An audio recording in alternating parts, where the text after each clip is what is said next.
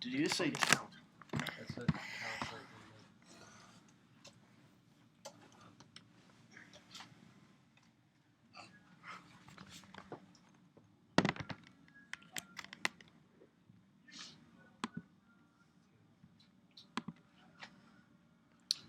There is 3.9 seconds left on the clock as the ball leaves his hands. As the ball travels through the air for what seems like minutes, the packed building, filled with thousands of fans, falls completely quiet.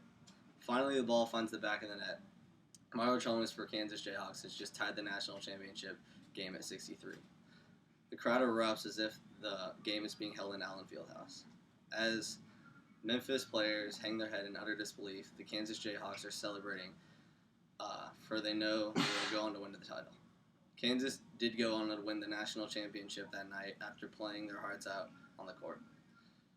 Are you a diehard fan of something? Not that you like it, but that you've loved it your entire life, and no matter the situation, you'll continue to like it. Growing up, I watched every KU basketball game that was televised. From the age of 12, I knew I wanted to attend the University of Kansas and follow my parents' footsteps. This flag was given to me by my father, and he told me not to lose it or let it get ruined because it means a lot to him, and now it means a lot to me. In my opinion, Kansas has one of the best college basketball programs in the nation. No other college venue has the atmosphere that Allen Fieldhouse can inspire in the players on the court. At the same time, it can inspire fear in the opposing players. There's also no other team with the historical setting. Basketball was invented by James Naismith, a Canadian-born inventor that came to America to coach sports at the University of Kansas. It's here where basketball is created and where the original rules of basketball are now displayed. I've always loved the sport and KU, but there are two moments when being a fan doesn't quite explain how I feel about this team. The first moment is when I was in 7th grade. My parents took me to a game at Allen Fieldhouse. This was the first game I've ever been to, and I was excited beyond words. I waited in the hallway for the players to come out. The atmosphere was intense. The air was thick and warm and seemed to be vibrating from all the people in the arena. The players that I had idolized and seen on TV growing up were jogging out on the court. I looked up at these men and couldn't believe how big they were. I high-fived Mario Chalmers, Sharon Collins, and Russell Robinson, and it was like meeting your hero or favorite celebrity. I sat in my seat and watched my idols defeat a team with ease. This was the moment that I became a diehard fan. The second moment is Mario Chalmers' shot. The people who did not, there are people that don't share the same love for KU as I do. They might see that shot as lucky, or it was lucky that it went in, or they might give him credit for a shot that most people would never make under that kind of pressure. But for me, it was so much more than a shot. It was more than a buzzer beater.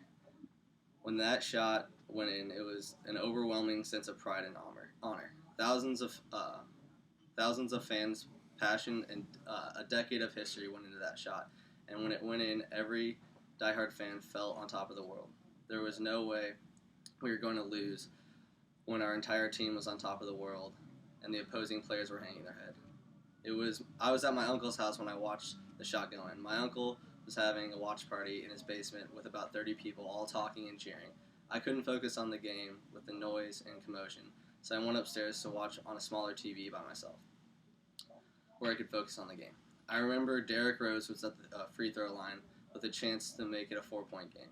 He missed the first and made the second. I almost didn't watch because of the disgust that I might be in losing the biggest game of my life. But with 10.8 seconds on the clock and only down by 3, there was no way I couldn't watch. When we made the shot, I immediately sprinted downstairs to where the watch party had not yet seen the outcome because of there was a time delay on their TV. No one understood why I was hysterically screaming and jumping, and that's when I saw the shot again. It was just as satisfying the second time. A lifetime of dedication and passion had paid off with that shot, and I'll never forget it. Kansas basketball has been a part of my life since birth. I consider my love for the team larger than life, and it has influenced my choices in college, and it's created a lot of great friendships. If any if I was raised by a family that went to MU or K-State, I know I'd be a different person. I'd be in a different place, and I know I would be not nearly as happy. Thank you.